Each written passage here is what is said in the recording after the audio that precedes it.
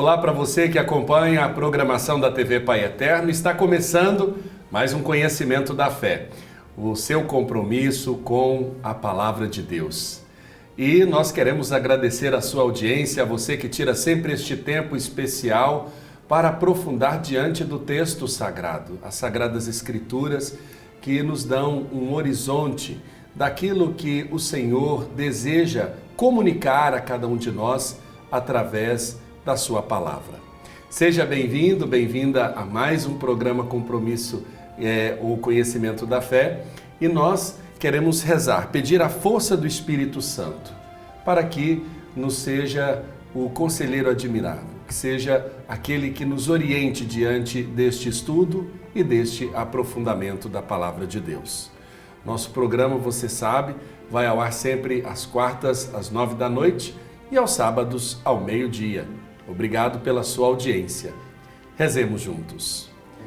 Espírito Santo, dom de amor do Pai, envia sobre nós a sabedoria, para que eu compreenda e acolha a Tua Santa Palavra, que eu te conheça e te faça conhecer, te ame e te faça amar, te sirva e te faça servir, te louve e te faça ser louvado por todas as criaturas.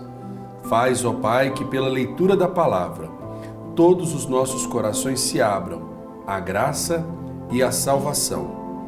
Dai-nos, Senhor, mais amor à Tua Palavra. Amém. E hoje, para falarmos sobre a realidade da Palavra de Deus, de modo especial, os capítulos de 19 a 23 do Evangelho de Mateus, nós temos a alegria de receber o missionário redentorista, Padre Valmir Garcia dos Santos, pároco da Paróquia Nossa Senhora da Guia, em Goiânia. Padre Valmir, bem-vindo. Muito obrigado, Padre Wellington, e um abraço a todos vocês. E também está conosco a catequista Isabel Cristina Araújo Alves Siqueira, ela que é também do Vicariato para a Evangelização da Arquidiocese de Goiânia. Isabel já é conhecida, né, do público que nos acompanha. Bem-vinda mais uma vez. Muito obrigada pelo convite, Padre Wellington. Estamos muito felizes de estar aqui, de poder ajudar no conhecimento da fé. É interessante porque a palavra nos mostra esta bonita experiência de Jesus, ele que vai ao encontro das multidões, e esta parte que nós somos chamados a contemplar do Evangelho de Mateus trata do julgamento do reino. Começamos aí olhando para o ensinamento de Jesus sobre o matrimônio e o celibato. Antes de entrar propriamente no texto, eu gostaria que vocês, depois de terem aprofundado, terem lido, rezado essa passagem, pudessem passar também para nós uma partilha daquilo que vocês sentiram do contexto desse texto. Padre Valmir.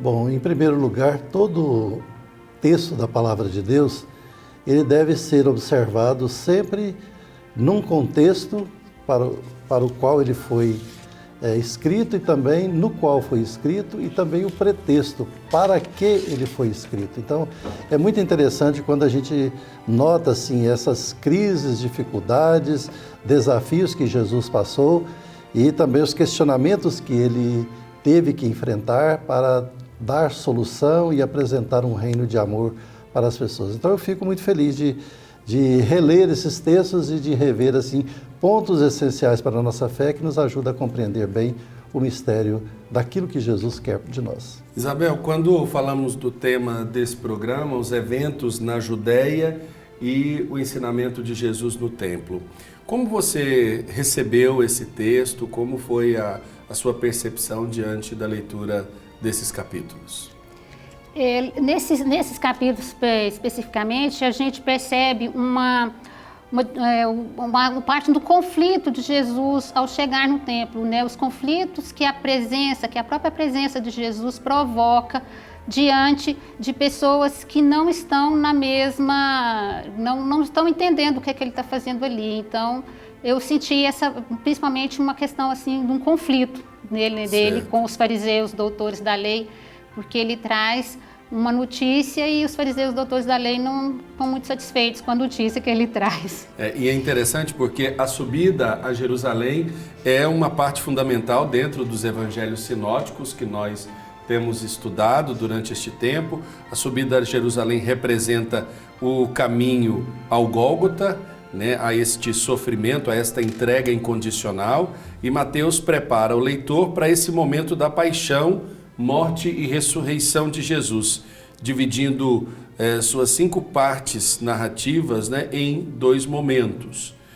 Primeiro, a orientação pastoral para a comunidade, nos capítulos 19 e 20, e o confronto com o judaísmo, como você bem lembrou, Isabel, nos capítulos 21 a 23. A presença de Jesus em Jerusalém e o seu ensinamento no templo, presentes nesse capítulo de 19 ao 23, é o que nós vamos aprofundar então no programa de hoje. Começamos lá pelo primeiro capítulo, né, o capítulo 19, quando o autor sagrado nos diz: quando terminou essas palavras, Jesus partiu da Galileia e foi para a região da Judéia, do outro lado do Jordão. Grandes multidões o seguiam e aí ele as curou. E alguns fariseus se aproximaram de Jesus para tentá-lo. Perguntaram: é permitido divorciar-se da própria mulher por qualquer motivo? Ele respondeu: vocês não leram que desde o princípio o Criador os fez homem e mulher? E disse: por isso o homem deixará pai e mãe e se unirá à sua mulher, e os dois serão uma só carne? De modo que já não são 2, mas uma só carne. Portanto, o que Deus uniu, o homem não separe. Padre Valmir, é um texto que Jesus é confrontado com a lei, com uma situação. A situação da possibilidade de dar uma carta de divórcio. Mas o texto começa primeiro falando de uma mudança de lugar, né? Sai da Galileia e vai para o outro lado do Jordão, para a região da Judéia. É também uma mudança, por assim dizer, de visão, de paradigma daquilo que está em relação à lei, já entregue e seguida desde os tempos de Moisés? Sim, porque a Galileia é o lugar da opção. É o lugar das pessoas viverem não subjugados à lei, mas de uma prática de vida mais simples, né? É o lugar da pobreza, o lugar da dificuldade, o lugar dos desafios. E na Judéia não, a Judéia já é um lugar mais formal, onde as pessoas se tratavam sempre baseadas na lei. Então é muito importante nós vermos aqui o confronto que começa a existir, não começa, mas já se desenvolve mais plenamente, já chegando ao Gólgota, né, como você disse, Padre Wellington, para mostrar assim como esse conflito foi crescendo e eles começam a questionar Jesus justamente no aspecto de uma lei em que se fala do matrimônio e uma lei imutável. E para eles era muito rígida a questão da lei, e Jesus não trata a lei com tanta rigidez, mas ele trata como algo que é fundamental para o bem-estar da pessoa. Quando então falam para Jesus se era lícito ou não divorciar, e Jesus fala que não, e eles apresentam então, mas Moisés mandou dar a carta de divórcio, e agora? E aí Moisés percebe um detalhe da dureza, né? A dificuldade que eles tinham de compreender o dom do matrimônio do ponto de vista da sua fecundidade, do esforço para dar certo os dois ali.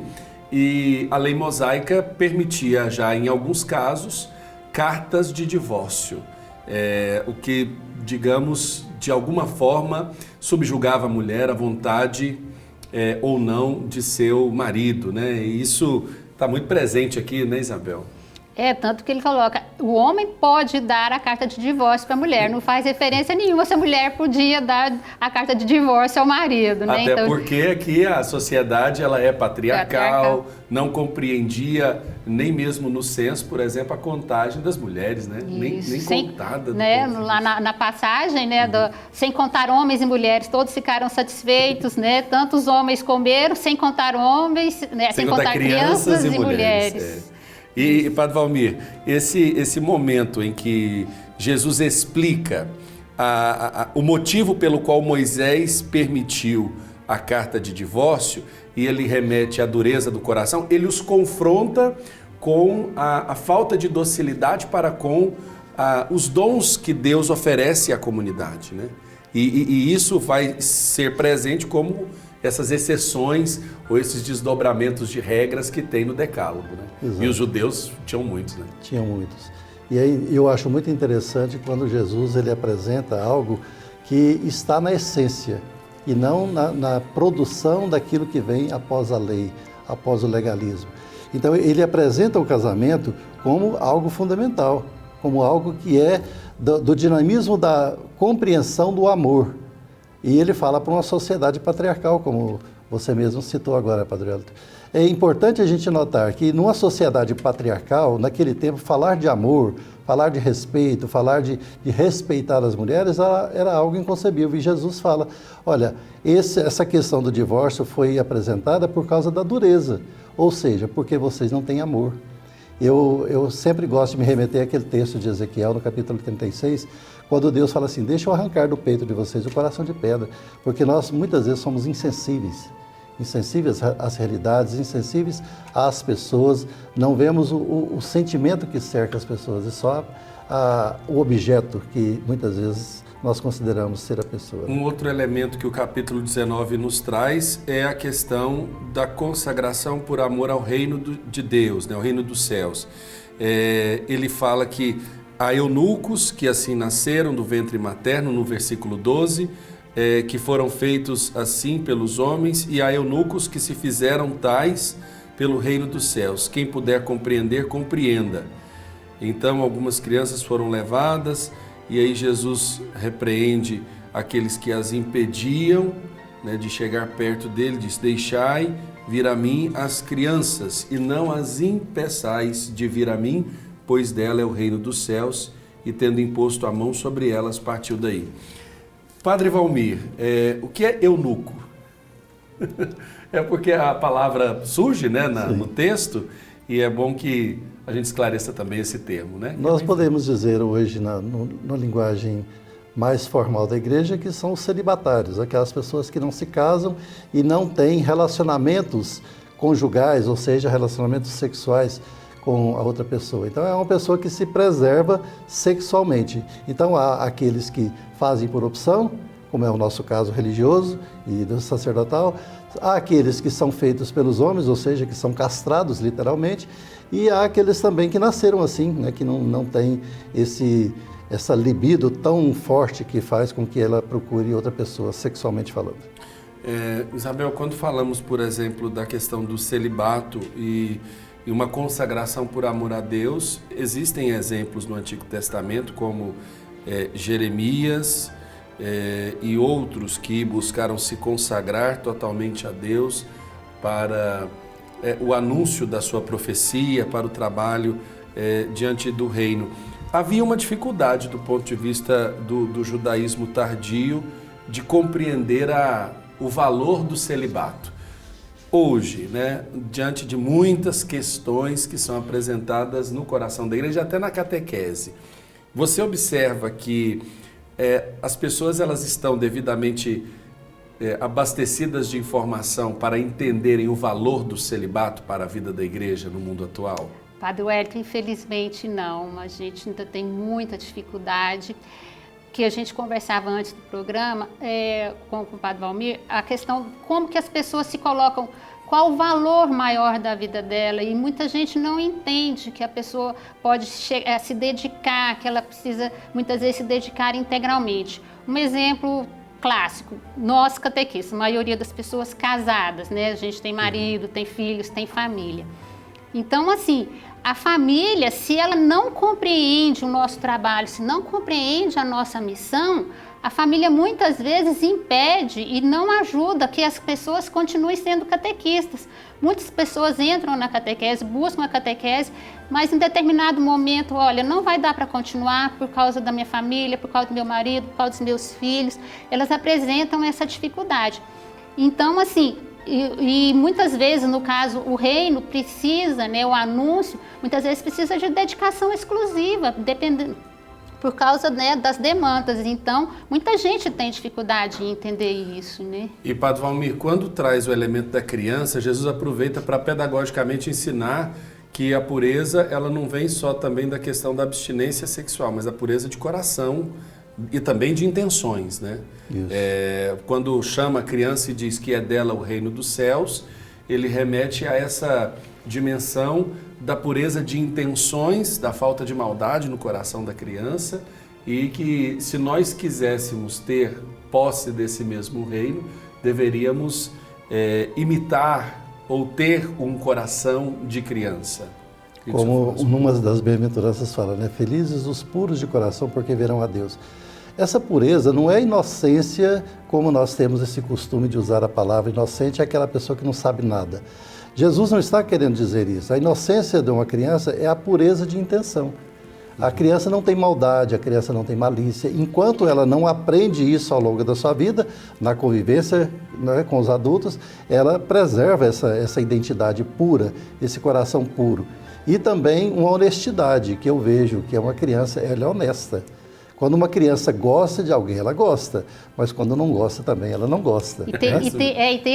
Isso colocando que o Padre Valmir colocou é muito interessante, porque a gente lembra, uma criança não tem o dinheiro, nem o poder e nem o prestígio, as tentações que Jesus viveu, a criança não vive isso, ela vive, né, a vida numa tranquilidade, isso ainda não faz parte, né, do dia a dia dela. Faz parte do contexto dela, né? E deixa um gancho, eu acho que importantíssimo, porque ele vem na sequência falar sobre a riqueza, ensinar sobre o lugar da riqueza.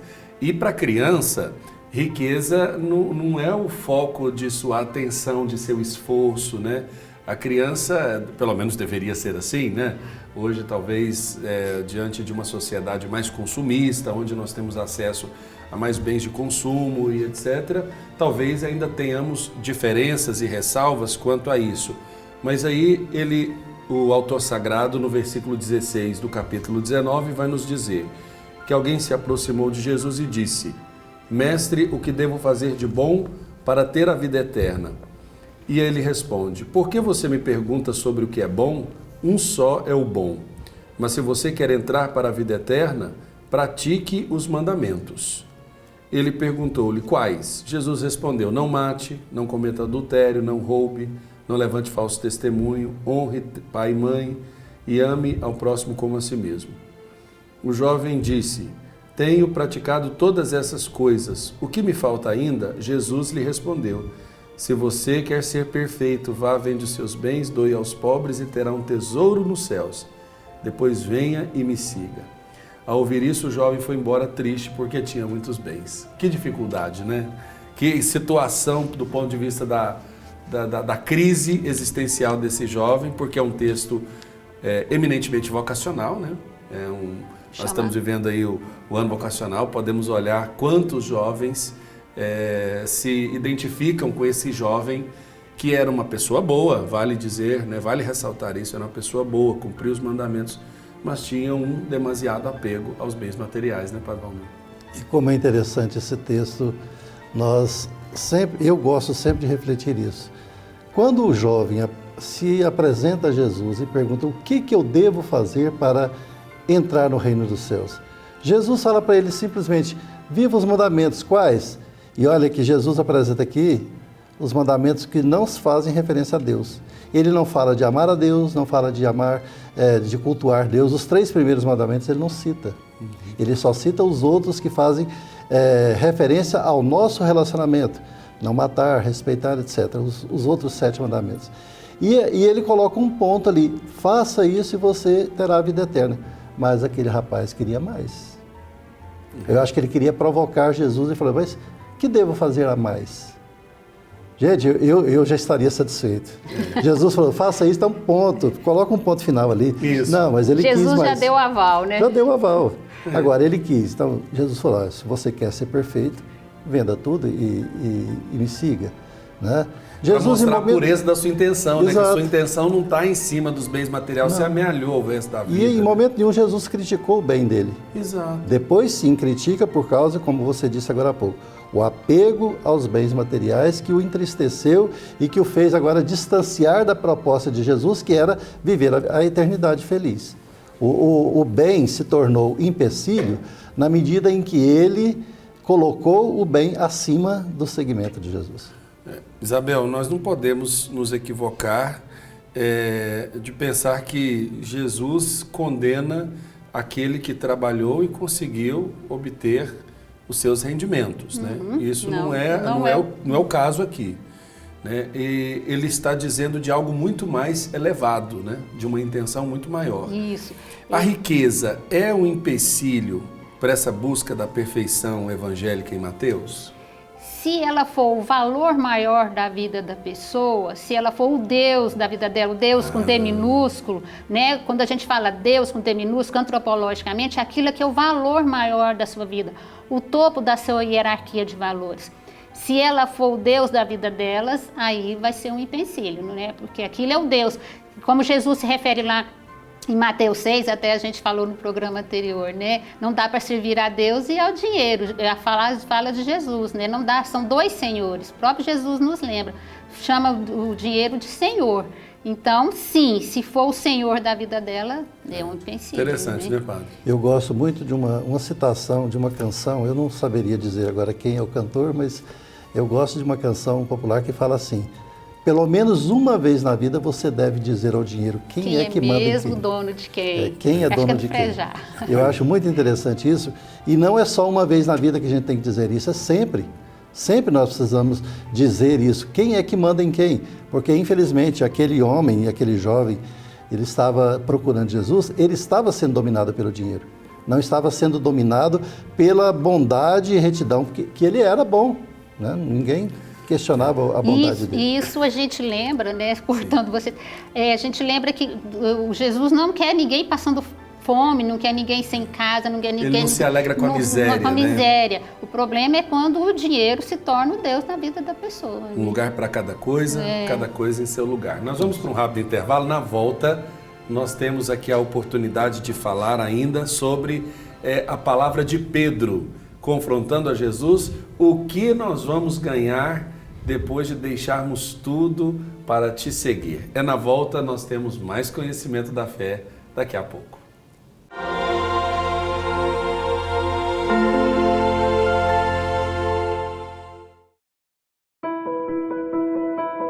Agora está ainda mais fácil para você contribuir com as obras do Divino Pai Eterno. A Associação Filhos do Pai Eterno conta com mais uma chave Pix. Basta acessar o aplicativo do seu banco na área Pix e usar a chave pix@paieterno.com.br. É simples e prático. Colabore com essa família de amor.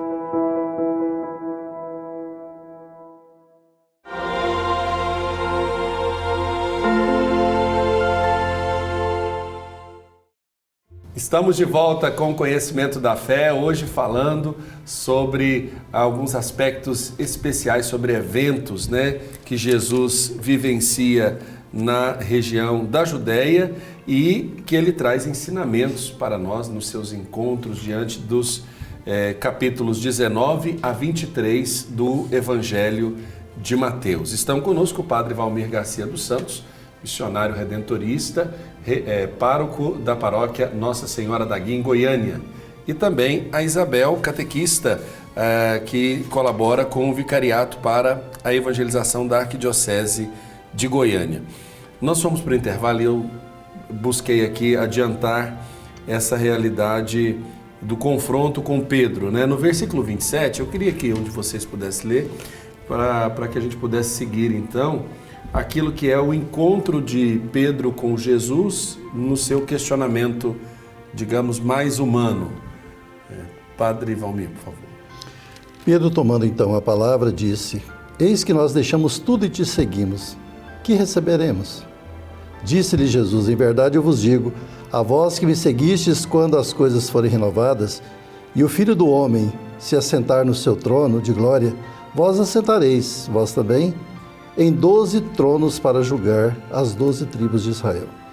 E quem quer que tiver deixado casas, irmãos, irmãs, pai, mãe, filhos ou terras por causa do meu nome, receberá muito mais e terá em herança a vida eterna. Muitos dos primeiros serão últimos e muitos dos últimos primeiros. Isabel, antes de passar para o padre Valmir falar um pouco sobre essa perícope, como você observa o comportamento de Pedro? E aí nós temos que chamar a atenção de quem nos acompanha, porque os apóstolos são gente do povo, né? Com limitações, com equívocos, né? Com uma compreensão incorreta de uma realidade, e vão se fazendo ao largo, né? Vão se fazendo no caminho, onde vão corrigindo formas de ver, entendimentos. Como é que você observa esse comportamento do Pedro aqui diante de Jesus? Padre Wellington, como você bem lembrou, Jesus chama os discípulos no dia a dia, né? Na pescaria, no trabalho. Estamos esse ano, no ano vocacional, a vocação de Jesus é para o nosso dia a dia, e ele chama as pessoas.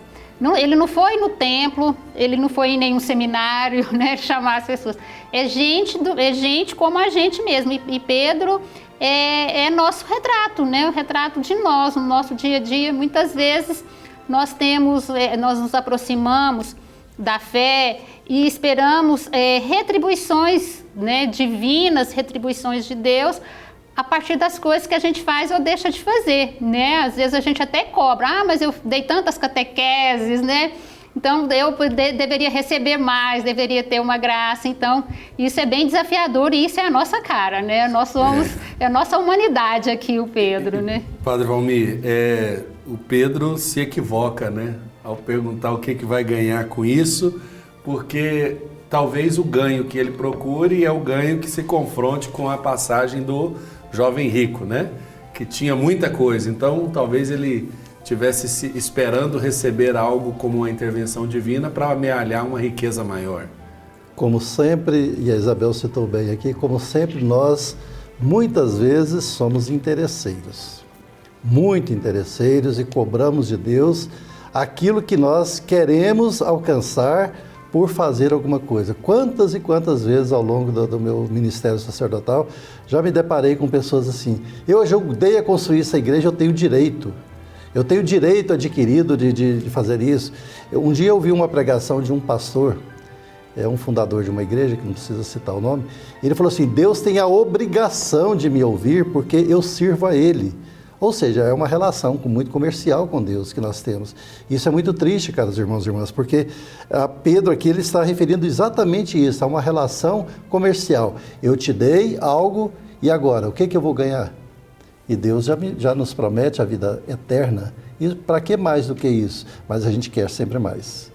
Como no jovem rico. O jovem rico podia ter ficado satisfeito só com a resposta de Jesus. Não, mas queria mais. Então é importante a gente sempre olhar isso, né? Não é o querer mais, gente. É o ser mais. E Deus está nos propondo viver a essência do ser e não a essência do ter. Agora, o capítulo 20 aí da palavra nos traz uma situação interessante, quando é dedicado aí ao serviço e à humildade, né? Um capítulo que fala do serviço e da humildade, porque traz a parábola dos trabalhadores que são enviados para uma vinha, e podemos dizer que para Mateus o reino dos céus não é uma questão de prioridade temporal, mas de uma disponibilidade do servir, e aí as diversas modalidades de serviço. Vamos observar como o texto nos apresenta. Eu vou fazer a leitura no capítulo 20, versículo 1. De fato, o reino dos céus é como um proprietário que saiu de manhã cedo para contratar trabalhadores para a sua vinha. Tendo combinado com eles uma moeda de prata por dia, mandou-os para a sua vinha. Saindo de novo pelas 9 horas, viu outros que estavam na praça desocupados e lhes disse: vão vocês também para a vinha, e eu lhes darei o que for justo. Eles foram e saíram de novo ao meio-dia, e às 3 da tarde ele fez o mesmo. Saindo quando caía a tarde, encontrou outros desocupados e lhes perguntou: por que vocês ficam aqui o dia inteiro sem trabalhar? Eles lhe responderam: porque ninguém nos contratou. Então lhe disse: vão vocês também para a vinha. Ao anoitecer, o senhor da vinha disse a seu administrador: chame os trabalhadores e pague a eles a diária, começando pelos últimos até os primeiros. Chegaram os que tinham sido contratados quando caía a tarde e receberam uma moeda de prata cada um. Quando chegaram os primeiros, pensaram que iriam receber mais. No entanto, também eles receberam uma moeda de prata cada um, e ao recebê-la murmuravam contra o proprietário. Estes últimos trabalharam 1 hora só, e você os igualou a nós que suportamos o peso do dia e o calor. Respondendo a um deles, disse: amigo, não estou sendo injusto com você. Você não combinou comigo uma moeda de prata? Pega o que é seu e vá. Eu quero dar a este último o mesmo que dei a você. Por acaso não posso fazer o que eu quero com o que é meu? Ou você está com ciúmes porque eu sou bom? Assim os últimos serão primeiros e os primeiros serão últimos. É o mesmo versículo, o 16, se remete ao 30 do 19, né? É o mesmo versículo. É uma lição para que eles compreendam que a lógica de Deus não é a lógica do mundo. Eu queria que o senhor falasse um pouco, Padre Valmir, dessa passagem que é tão interessante e às vezes somos nós, na caminhada da igreja, no nosso dia a dia, a pedir, porque chegamos primeiro, mais graças a Deus do que aqueles que chegaram depois, que chegaram já no meio, digamos, do transcurso da vida, do caminho. Também se fala desse contexto vocacional, né, que é muito importante a gente notar isso. E é importante também nós observarmos a pedagogia de Deus. Deus não usa a nossa pedagogia, não usa os nossos conceitos, não usa os nossos valores. E nós é que precisamos nos adaptar a Ele. E, de fato, a dinâmica ou a pedagogia de Deus é mostrar que não existem pessoas privilegiadas. Todos nós temos chance.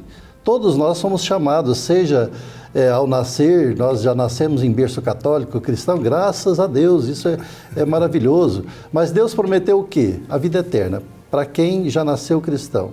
Mas Ele quer chamar também aquele lá, por volta das 9 horas, do meio-dia, das 3 horas, das 5 horas. Ou seja, ao longo da vida, Ele chama tantas pessoas, Ele quer dar o que é justo. Ele não falou, eu vou pagar a mesma coisa. Ele falou, vou dar o que é justo. Né? E isso é importante nós notarmos isso no Evangelho. E quando termina o tempo, Ele fala assim, olha, pague uma moeda de prata para cada um. Ou seja, dê o reino dos céus para todos. E a gente não pode reclamar, quando chegarmos no reino dos céus, eu encontrar lá uma pessoa que se converteu na hora da morte. Eu não posso exigir isso de Deus, eu não posso brigar com Deus e falar assim, mas como ele vai ter o mesmo lugar que eu no reino dos céus? Isso é bondade de Deus, gente.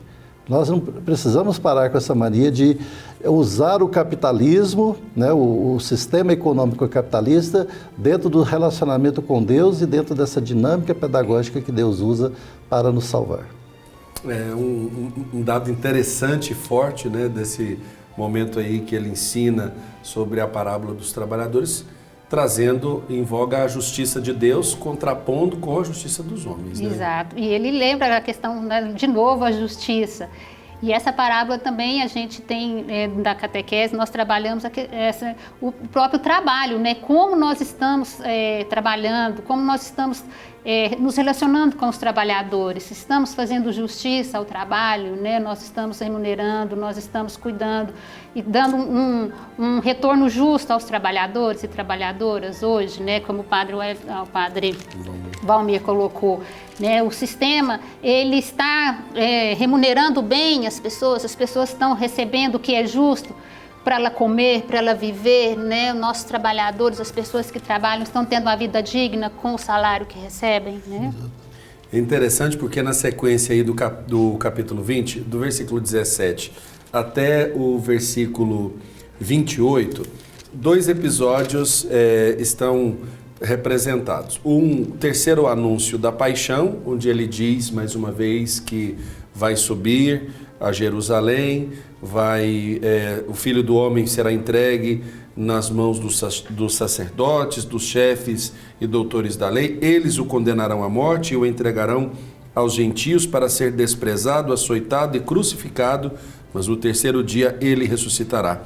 E aí já vem direto falando da intervenção da mãe dos filhos de Zebedeu, que pede a Jesus, eu acho que um pedido no mínimo inusitado, né? E eu acho que também, respeitando a condição da mãe, toda mãe quer para o seu filho o melhor e muitas vezes não considera a condição dos demais filhos de outras mães. E ela pede, então, permita que o meu filho sente um à sua direita e outro à sua esquerda. É um confronto também com essa lógica de buscar benesses ou de buscar melhores lugares. A meritocracia. Meritocracia nesse segmento, né, Padre Valmir? É uma incompreensão dessa mulher que não compreende o porquê ou a quem é reservado esses lugares. E é interessantíssimo nós olharmos aqui hoje, já que nós estamos num programa para esclarecer dúvidas de fé e também procurar aprofundar na fé, é olhar que o ensinamento de Jesus ele vai para um lado e nós vamos para outro. Infelizmente nós somos assim, né? Na catequese, né, Isabel? A gente nota isso. E aqui no Evangelho, você citou bem, Padre Wellington, que Jesus ele situa o desafio da sua missão, que é ser entregue, vai ser julgado, vai ser condenado, vai ser morto, mas no terceiro dia ressuscitará. Então é um ensinamento, uma catequese de compromisso sério, né? Vai desembocar em algo terrível, a crucificação. E de repente chega a mãe. Desses dois rapazes, os filhos de João e de Tiago, né? Chega para pedir benesses, chega para pedir lugares importantes. Eu diria até, como a Isabel estava citando agora há pouco, lembrando de um padre que trabalhou na arquidiocese, e eu lembro de um outro padre redentorista, que ele falava assim, não entendeu nada das coisas. Esse padre até usava uma expressão muito interessante, que eu gosto muito, é o seguinte, é uma pessoa que pega uma lata de goiabada, abre a lata de goiabada, joga a goiabada fora e vai mascar a lata.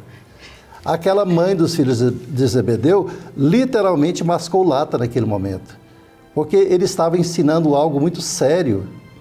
Era uma consequência de vida que ele estava ali para ser assassinado, brutalmente assassinado, e a mãe vem pedir. Mobilizando uma adesão de coração às consequências mais profundas da sua entrega ao Pai e à humanidade.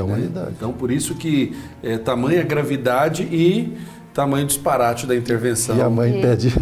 E assim, é um processo catequético, né? E aí nesse processo catequético o próprio Jesus fala, ao me seguir, tem esse preço a pagar. E as pessoas, né, e a mãe não estavam entendendo nada quando Jesus fala claramente, né, do preço a se pagar, e as pessoas não estavam entendendo, né? Agora nós vamos para um rápido intervalo. Na volta nós vamos dar sequência meditando os capítulos de 21 a 23 do Evangelho de Mateus, que nos falam dos últimos ensinamentos de Jesus. É depois do intervalo no Conhecimento da Fé.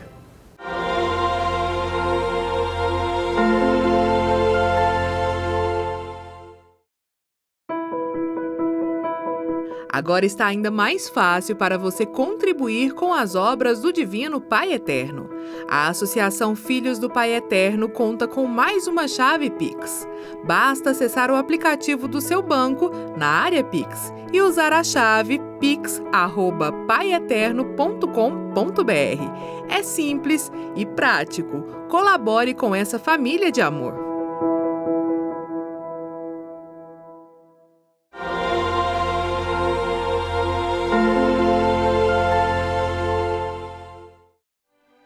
Estamos de volta com o Conhecimento da Fé. Você sabe, este programa que é o seu compromisso com o conhecimento da Palavra de Deus, a Sagrada Escritura, buscando aqui trazer provocações para que você abra a sua Bíblia, faça a leitura da Palavra de Deus à luz do Espírito Santo, conforme o ensinamento da Igreja e, é claro, com as questões que aparecem na catequese, no ensinamento da Igreja, no dia a dia.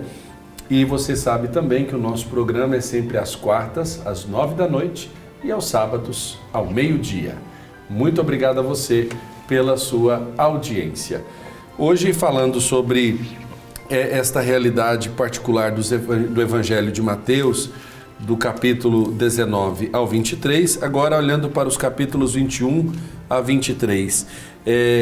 Nós temos no início do capítulo 21, a entrada de Jesus em Jerusalém. Isabel, eu queria pedir para você ler essa passagem para nós. Quando se aproximaram de Jerusalém e chegaram a Betfagé, no Monte das Oliveiras, Jesus enviou 2 discípulos, dizendo-lhes, ide ao povoado aí em frente, E logo encontrareis uma jumenta amarrada, e com ela um jumentinho. Soltai-a e trazei-nos. E se alguém vos disser alguma coisa, respondereis que o Senhor precisa deles, mas logo os devolverá. Isso aconteceu para se cumprir o que foi dito pelo profeta. Dizei à filha de Sião: eis que o teu rei vem a ti, modesto e montado em uma jumenta, em um jumentinho, filho de um animal de carga. Os discípulos foram e fizeram como Jesus ordenara. Trouxeram a jumenta e o jumentinho e puseram sobre eles suas vestes. Ele sentou-se em cima. A numerosa multidão estendeu suas vestes pelo caminho, enquanto outros cortavam ramos das árvores e os espalhavam pelo caminho. As multidões que o precediam e os que o seguiam gritavam: Hosana ao filho de Davi, bendito que vem em nome do Senhor. Hosana no mais alto dos céus. E, entrando em Jerusalém, a cidade inteira agitou-se e dizia: quem é este? E as multidões respondiam: este é o profeta, Jesus de Nazaré, na Galileia. Olha só, a entrada de Jesus em Jerusalém, Padre Valmir, é um contraponto na expectativa do povo com aquilo que Jesus traz, né? É uma entrada triunfal, mas ao mesmo tempo trazendo elementos de profunda simplicidade, despojado daquilo que se esperava de um rei poderoso, digamos, do ponto de vista da apresentação, né? Um rei não chegaria montado num jumentinho, né? Num animal de carga. Sempre no cavalo. Sempre no cavalo, no alazão, né? Alazão. E aí, olhando para esse texto, Padre, o que nós podemos guardar como ensinamento desta entrada de Jesus em Jerusalém? Eu tenho notado muito que a igreja ela tem lutado, através dos nossos pastores e através do Papa Francisco, de viver o resgate de uma igreja simples. Foi exatamente isso que Jesus propõe aqui no dia de hoje. Nesse texto, né, que é um contexto de luta contra uma igreja, contra uma religião, contra uma vida que se prima pela lei, pelo legalismo e pela suntuosidade. E Jesus vem, o texto ele faz questão de dizer, olha, ele vem montado em uma jumenta, em um jumentinho, filho de um animal de carga. Ele parece que insiste nesse ponto para dizer, olha, não é a suntuosidade que faz com que nós vivamos a grandeza do reino dos céus, mas é pela simplicidade. E quando se fala, quem é esse homem? Fala, esse é um profeta de Nazaré da Galileia, ou seja, um pé rapado. É de um lugar que não é de muita boa referência. De um lugar terrível, né? E eu leio esse contexto todo para dizer assim, olha, a entrada de Jesus em Jerusalém, uma entrada triunfal, não é um triunfal como nós pensamos ser, suntuoso. É um triunfalismo? Triunfalismo, né? Desculpa, a língua corta aí, né? Um triunfalismo que está cheio de simplicidade, está cheio de uma dinâmica pedagógica de Deus de mostrar que, olha, não precisamos de suntuosidade para viver, precisamos da essência da vida para manifestá-la ao mundo e o messianismo de Jesus vem justamente resgatar a vida do ser humano e não simplesmente a lei.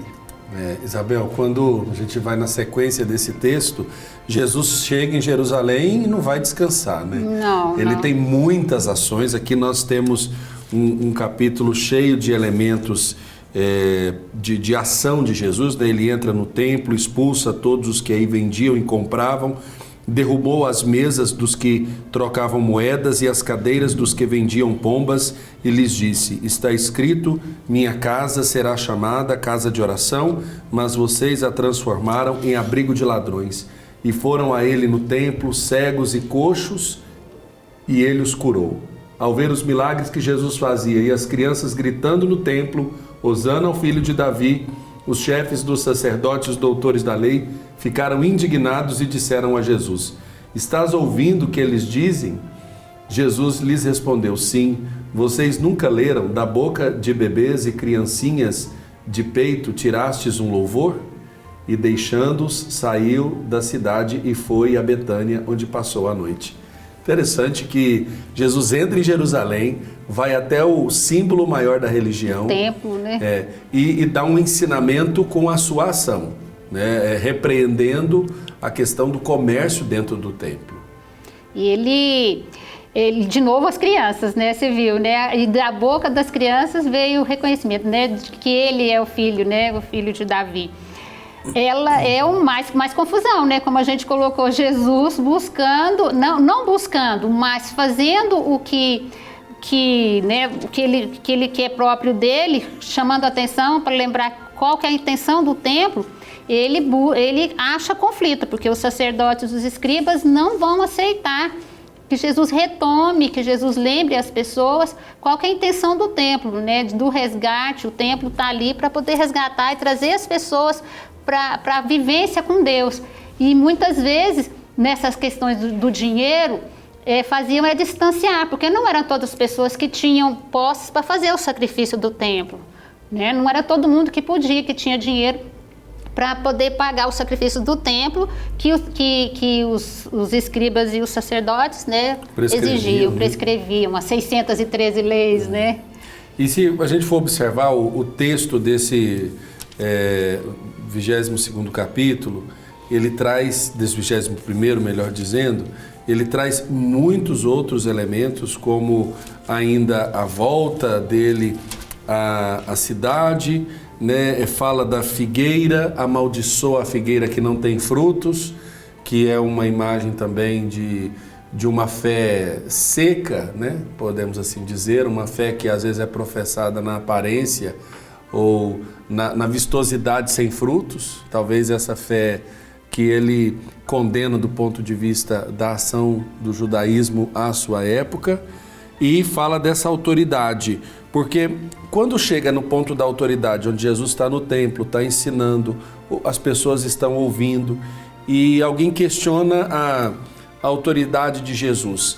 Padre Valmir, podemos compreender que Jesus é reconhecido na sua autoridade, primeiro pelos pequenos, primeiro pelos mais simples, e havia de fato uma dificuldade. O porquê dessa dificuldade dos poderosos, dos doutores, dos mestres da lei, em não reconhecer a autoridade moral de Jesus ao ensinar? Porque quando ele dá respostas, ele recorre à palavra de Deus.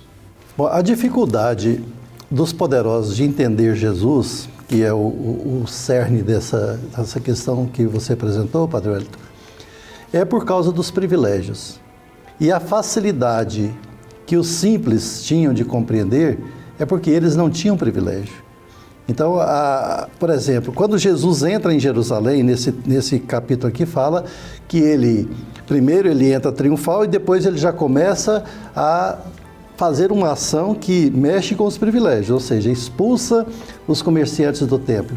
Isso era um privilégio, e os sacerdotes, aquele pessoal lá que detinha o poder, eles tinham parte naquilo ali. O comércio era propício para eles, não era para os pobres, e os pobres eram explorados.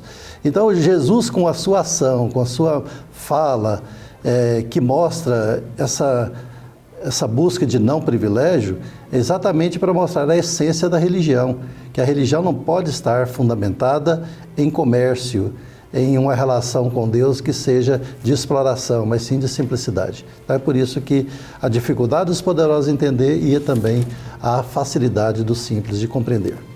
Interessante falar da autoridade de Jesus, que é uma autoridade que supera o poder e a autoridade dos chefes da religião judaica, né, Isabel? Isso. E eles fazem uma pergunta, né? Aí Jesus devolve com outra pergunta, né?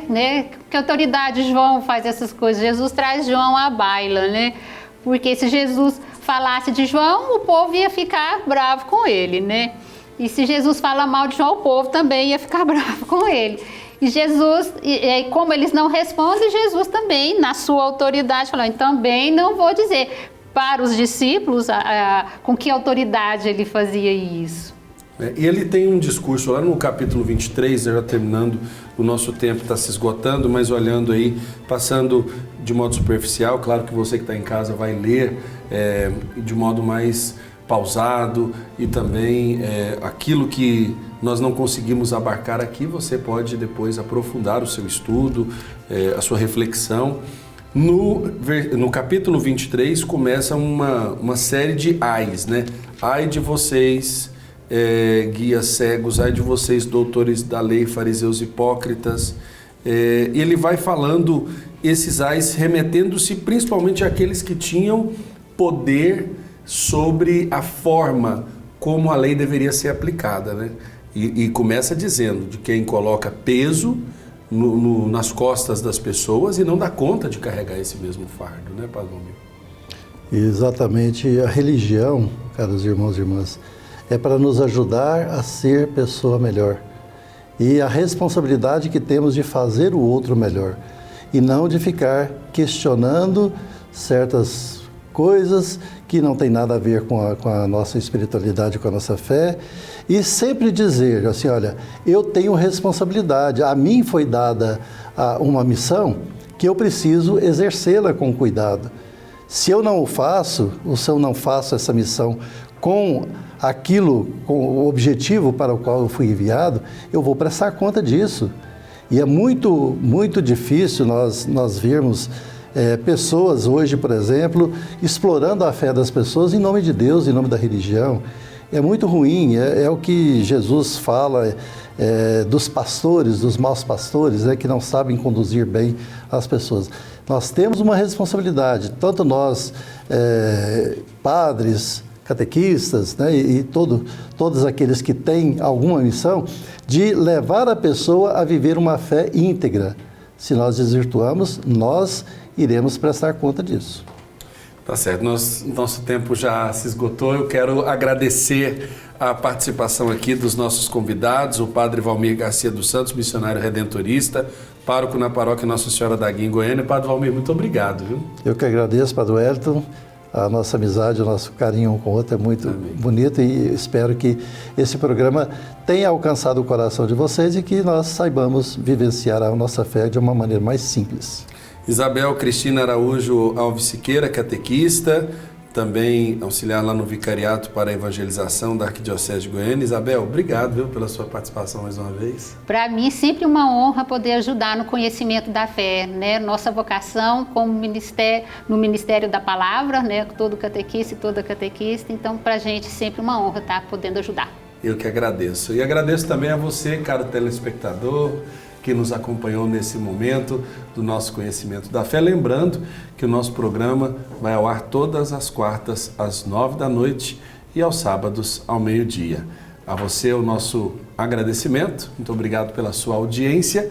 Lembrando que na próxima semana tem mais conhecimento da fé aqui na TV Pai Eterno. O Senhor esteja convosco, Ele está no meio de nós. Por intercessão da Mãe do Perpétuo Socorro, abençoe-vos o Deus Todo-Poderoso, Pai, Filho e Espírito Santo. Amém. Um abraço e até a próxima semana.